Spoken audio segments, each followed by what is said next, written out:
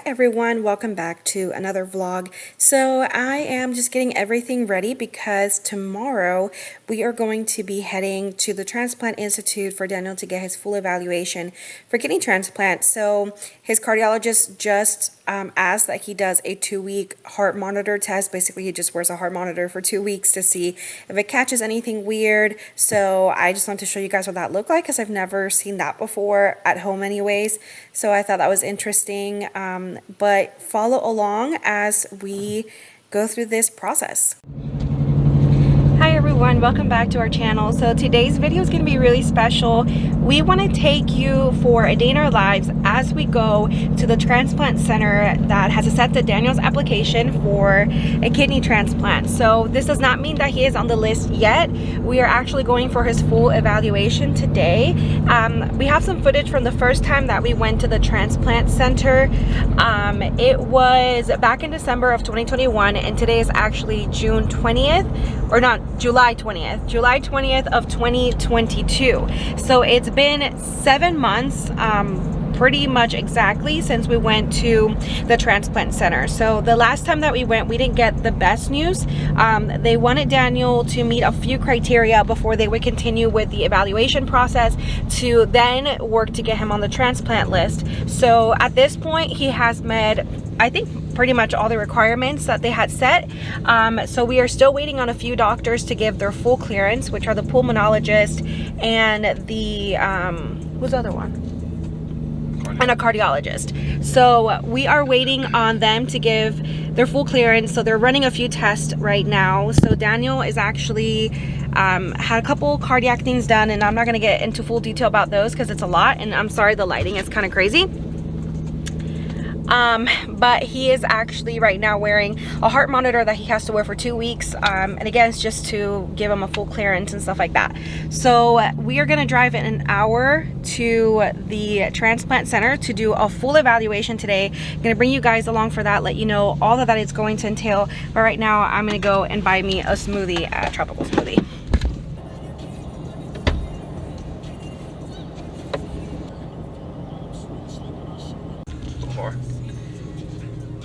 So we got some smoothies. Daniel gets the peanut paradise and I get the kiwi quencher. If you have never been to tropical smoothie and you have one near you, they are so good. And I don't think the price is that bad. It's like $4.50 or something for this whole thing. It's big. So I'm gonna tell you a little bit more about today's appointment as I sip on my smoothie here. So the last appointment that we went to was just like, they said, like a preliminary or pre-evaluation appointment or something like that.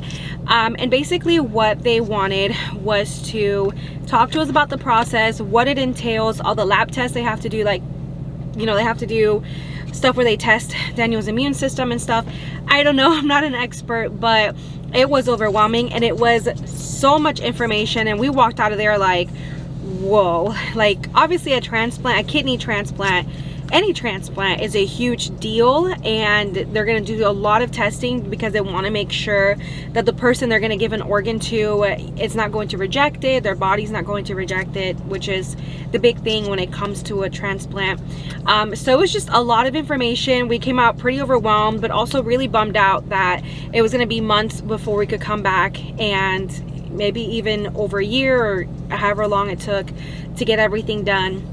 But 7 months later, we're here and we are so excited. So I'm just going to give you guys a slight breakdown of what today is going to entail. And then I'll bring you guys along as well. But I'm just going to honestly read it out to you guys. Let me find it. They have a transplant coordinator assistant or something like that. Anyways, it was a nurse, and she I spoke to her on the phone and told her, you know, that we got some of the stuff that they wanted us to get done, and so they are bringing us back for a full evaluation. So I'm going to break it down now and tell you guys everything that Daniel is going to have done. And she sent us literally a whole schedule on an email. It's going to be a whole day thing, and the transplant center is about an hour and a half from our house, it's looking like right now. So the first thing is that last week Daniel got a call from a renal dietitian, and it was like an hour-long phone call or something like that. And what are some of the things they spoke about, Daniel? Because I wasn't on that call. Just my eating habits currently. like my protein intake, am I taking any medication and stuff like that. And then we also spoke about like life after the transplant, not so much as like long term, but short term, like how it's gonna look, the hospital stay, my diet after the hospital, the kind of medications I'll be on, post surgery, stuff like that. It was a long conversation, but it was just a lot of questions and that she had for me, and then just some basic stuff that she gave me, which they give me more information later on in like packets and stuff. But it was a lot of information, but it wasn't terrible. So it was more like an informational phone call. Yeah. Okay, fair. So so that was the first step. He had to do that, and it was just over the phone. It was an appointment over the phone. And then today, a week later, he has to be at a radiology place for the hospital who does a transplant. So he's gonna get at 11:30 supposedly a CT of the abdomen and the pelvis. Then he has to do a chest x-ray right after that, and then he has to go and get an EKG after that. So bunch of testing right off the bat, and then we have about an hour break. I think truthfully we're probably not gonna get a break because appointments are always running behind, so that's why we are like eating before we get there, because then at 1:45 he has to go and get lab work. Then at 2 p.m. he's gonna meet with the nephrologist with the transplant. He of course has his own nephrologist that takes care of his dialysis here in our hometown, but he's gonna have a transplant nephrologist assigned to him, so he's the one who kind of runs the show there. So we have a meeting with him. It's supposed to last like 30 minutes. Then after that, we're gonna have a meeting with the transplant surgeon, and he's gonna be the one who kind of, I think from the last appointment that we had, that ultimately decides, is Daniel well enough and good enough to be able to get the transplant. And of course he's gonna give us more information on the surgery and stuff like that.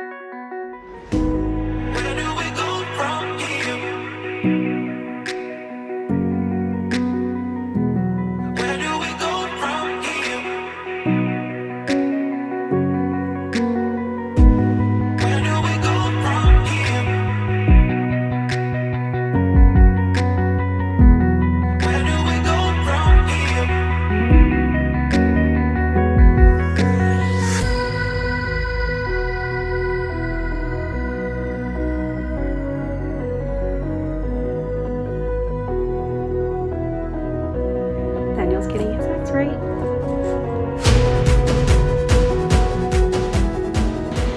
Well, Daniel, you just had a bunch of testing done. How do you feel? Good. I'm actually tired, but it's because they had me laying down in dark rooms for like a few minutes at a time, and with that machine buzzing, I'm like, I've actually fallen asleep before doing a scan that took like 20-30 minutes. Yeah, everything was stupid fast. Yeah, extremely fast. Yeah, like it was supposed to be 3 tests, but they had them scheduled like 15-20 minutes apart, and literally they just took him from one to the other, and then they let me go with him too, so I did get some footage, but it was so fast. So now we're on our way to actually, sorry, it's like really dark in here.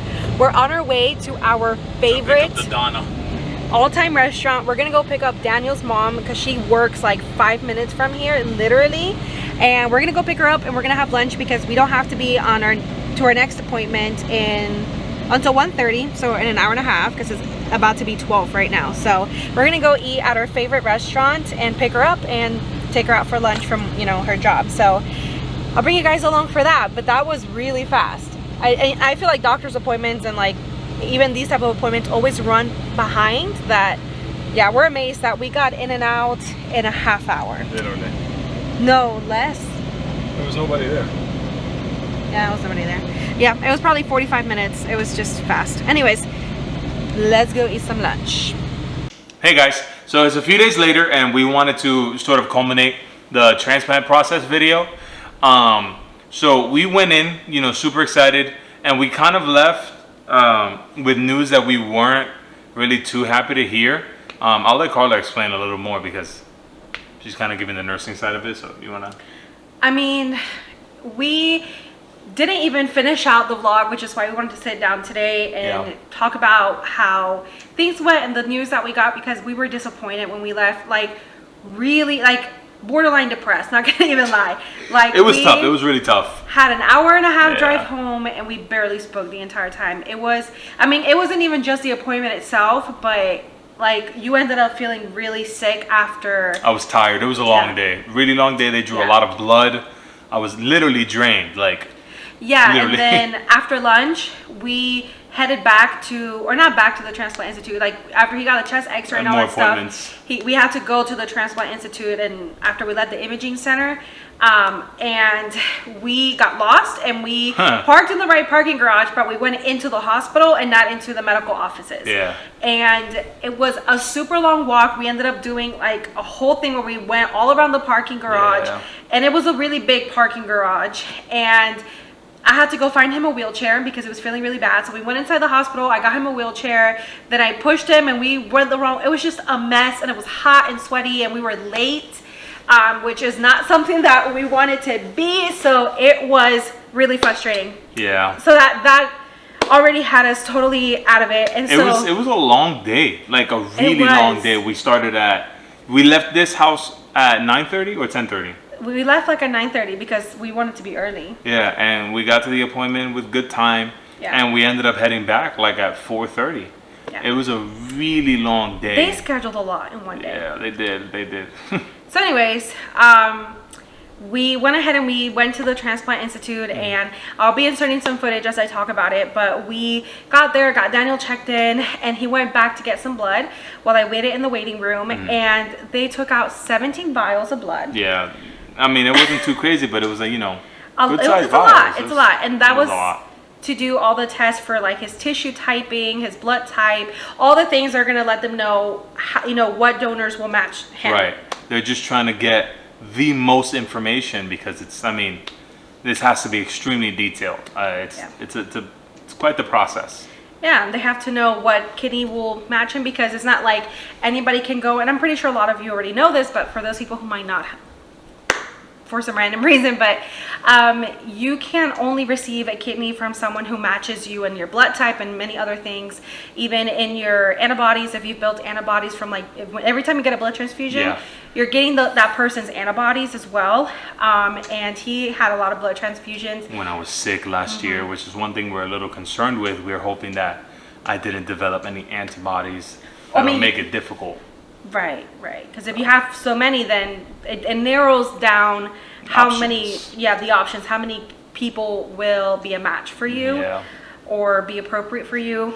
But anyways, they got all that blood work done. So just to give some backstory, in December of 2021, Daniel and I went to the Transplant Institute for like a pre-evaluation appointment, and they wanted him to lose more weight. And they also wanted him to get clearance from other doctors before going through with the process. So like once you're cleared from other doctors and stuff like that, you have to have like the clearance for surgery and all that, because as soon as a transplant becomes available, you go straight to surgery. You don't have time to plan for it. Right. So you have to have all your ducks in a row before you're even put on the list. Right. So they wanted that done. And so we came back 7 months later. He lost the weight they wanted him to lose. And so now we got to go into the full evaluation, which was what this day was all about. Yeah. So now they're drawing the blood and they're typing his tissue and all these things, which is really exciting. Yeah. Because it means we're closer. And once they have all of that information, which is another thing too, like insurance has to approve all of these tests. Before we go through with anything, insurance has to say, okay. Yeah, this is not a quick process to get on the transplant list, which surprised me. I didn't think it was going to be quick, but I didn't think it was going to take forever. Almost a year. I know. To get to an evaluation, at least. So anyways, we're here and he's gotten the evaluation. And then after he gets the blood work done, we get to go back and the surgeon comes in first. And the surgeon had a few concerns. So it looks like it's not just the surgeon who makes the final decision, the transplant surgeon, or whatever. It looks like, everything's going to go over to a committee. Yeah, there's a committee that does this, which is, it's crazy. It's a big deal. And the surgeon still didn't think that Daniel was ready to be put on the list because he wants Daniel to lose a little bit more weight. And that was really the only thing that was in the way. And the reason being that even though he's lost so much weight since last year. Yeah.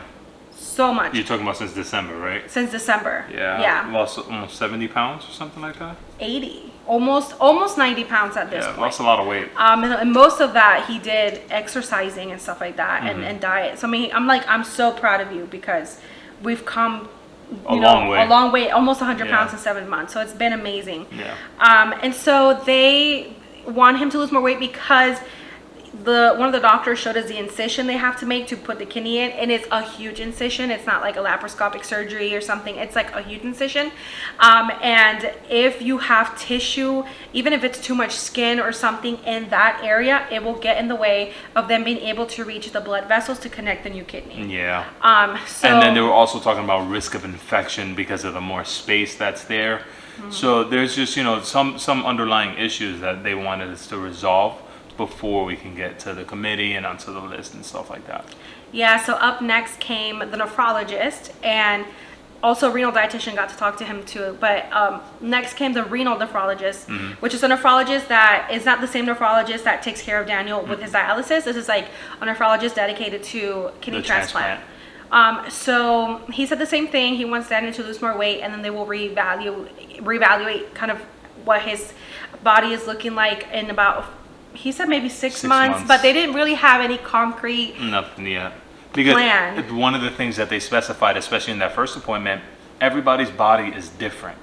So 50 pounds off of someone, like they might lose it off of their legs, their arms, their stomach, their chest, and 50 pounds off of someone else, they might lose it in other places. So it really just depends. So they couldn't give us like concrete time frames, and which is fine. I think as a nurse, I've learned that medicine is not an exact science. It's a lot of, obviously it's science. I mean, they have a plan, but it's not like they can just tell you in 6 months you'll be good. Like they just have to keep reevaluating, which is fine. It's not like they said, no, you can't get a transplant, like nothing like that. By the way, before we even got to this point, last year, Daniel, we submitted 3 applications to 3 different transplant centers in our area that were within the distance enough to be able to apply to them. And this is the one that accepted Daniel to go through with the process. So, I mean, this whole thing is definitely more involved than I thought it would be. For some reason, I just thought it was going to take less work. You're literally applying to receive a kidney. It's crazy. Yeah, it's like they could say he's not strong enough. It's like buying a house, but I mean, I'm not wrong. They do so many checks.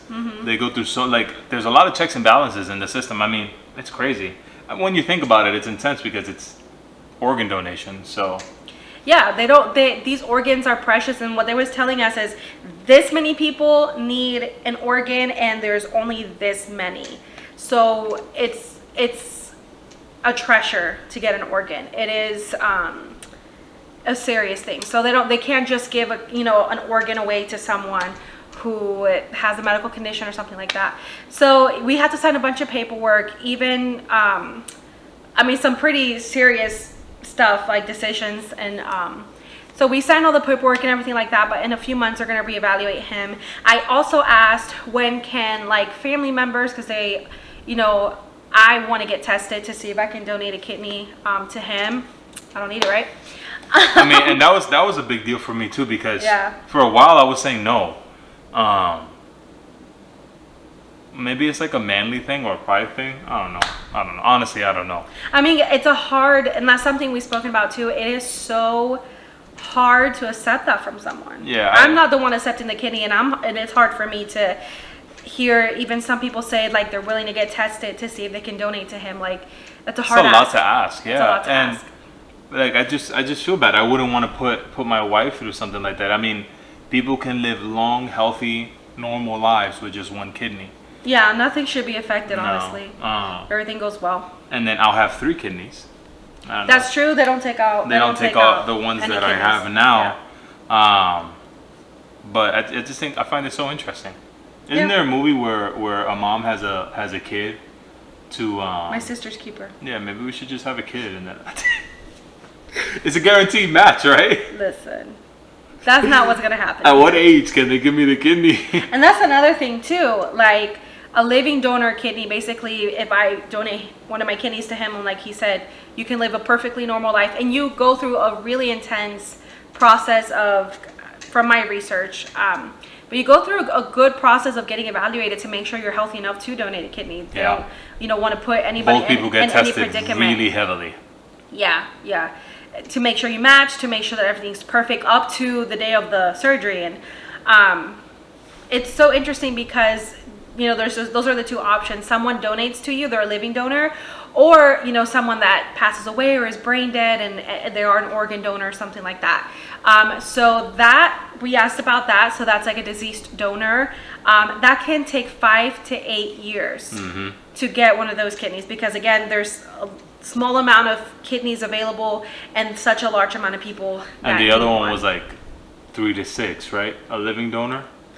No, living donors, if you find a living donor, there's no amount of time for that. Crazy. It is crazy. So that's why we're documenting this process, because eventually we are going to see if there are people in our lives, or even people that are acquaintances who want to get tested and possibly be a donor. It's gonna start with me, but then we'll go from there. And like Carter was saying earlier, it's a really hard ask, and it kind of brought me to, because like how do you ask somebody? And I can easily sit here and say, no, I'm not taking any kidney. I'm not gonna take anything from anybody. God is gonna heal me. And it brought me back to this one story that I think everybody's heard before. But there was a pastor that was stuck out in the ocean, and he was praying, oh, God save me, God save me. God is gonna save me, God is gonna save me. And one boat came by, and the guy was like, hey, pastor, do you need help? I see you're drowning here and you're out in the ocean by yourself. And the pastor said, no, because God is gonna save me, God is gonna pull me out of this. And that happened 3 separate times, and each time he denied, saying, no, not a man, God is gonna save me. He eventually died and drowned and died. And when he gets to heaven, he's like, God, you failed me. And God is like, what are you talking about? I sent you 3 different people to rescue you from drowning, and you denied each thing. So in a sense, what if me saying, no, I'm not going to take a transplant because God is in the human? What if that's me denying a miracle that he wants to give through transplant and a speedy transplant process? I'm not going to deny that, so yeah, that's kind of what goes through my mind. Yeah, so it's an intense process to go through. Daniel is stable right now. It's not like, if he doesn't get a kidney tomorrow, right, things are going to go south. There's time. Yeah, there's time. But the main thing for us is to keep Daniel on peritoneal dialysis, because it's a form of dialysis that is way less more aggressive. gentle. Yeah, it's more gentle on the body, and to keep him as long as possible on that. Just a few weeks ago, he had to be on hemodialysis, which is when he goes in center and gets dialysis done there. Really and it was rough. brutal. Really rough. It was brutal. He literally has no life because he's exhausted to the point where he will sleep 8 hours a day and then 8 hours at night. And it's tough because it's tough. Yeah, because you have to get dialyzed every other day. So you get out of dialysis and then you rest, and then you spend the next day trying to recover from the day before. It's a dangerous cycle. I don't like it. I don't like it at all. Yeah, and it comes with, in my opinion, it comes with more risks because you're accessing your blood vessels, and and it just comes with more hassles and more. It just scares me. I don't like hemodialysis. No, it's not fun. So that's the plan for now. Daniel stays on peritoneal dialysis, which I'll try to insert a picture or something here of what that is, or I do have a video on our channel where I talk about how to set it up, the machine and stuff, if you're curious about what it looks like and what the process is. But he does dialysis every single night while he sleeps. It is a rough life, but it gives us freedom to travel and have normalcy, new normal. The most freedom we can have with kidney failure. But he's young, he's 25, and we want a kidney as soon as possible. Our goal is by the end of 2022 that he's hopefully on the list or very close to it.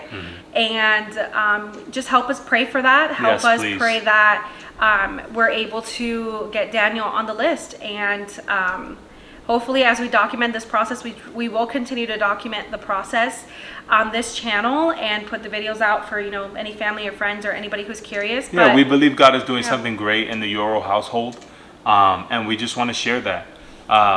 We know that life doesn't come without struggles, And we're not saying that, oh, you know, we can do it, so you can do it. That's not really what we want to show. What we're trying to show is maybe it's worth trying. Maybe it's worth trying to and push. even like, it's funny that you say that, because I feel like there's actually a YouTuber that I watch that they have millions of subscribers, and she just got cancer, and they're called actually I don't know, I know their names are Eamon and Beck, and they have, like I said, a really big following. They're like travel YouTubers, and all of a sudden last year she got breast cancer. And she went through months of chemotherapy. She just months later got declared cancer free, but she still has to go through radiation, and of course it's Crazy scary process. that it could reoccur, and you know, you could lose your life in something like that. And I just see how authentically and like openly they share their story, and it really touches me, because I want us to be open, which we have a really hard time of telling our story, even though we do a lot. We do like Instagram reels, and we do our podcasts and stuff like that, but it's still really hard to share our story, because it always comes with a few, you know, maybe judgmental people saying something. But we've come to realize, like, and we were taught, you know, even by your father, who you know, lost his battle to cancer, but he was preaching the gospel until he could no more, and that really inspired me. Right, you learn from the people you watch, and that's kind of one of the things we learned, and and that's a legacy that I think we want to continue. I agree. Yeah, so we'll continue to share our story, not because we're strong and we've got this, but because we literally do not have this. Right. Just trying to show you that God is in control. That you can do this one day at a time, when you just keep your eyes on Jesus, which is the only thing that keeps us going. Honestly, I could say you keep me going, Daniel, and you do, but like Jesus keeps me going. His love for you and his love for me is what keeps me going, and that he's taking care of things. So we hope that we can continue to encourage you guys through vlogging our experience, and definitely, being open about it, and just, I mean, so that you know that if you are going through maybe a medical crisis, a health crisis in your life, any emotional crisis, I mean, you are not alone in this battle. We want to pray with you. We want to fight with you, and we hope that you can join us too. So so we will see you guys in the next video. We post videos weekly, and sometimes multiple videos weekly. So subscribe, like, give us a comment. Let us know what you guys think, any comments you guys have. And we'll see you next week. Bye, guys. That was a nice video. Yeah, that was long.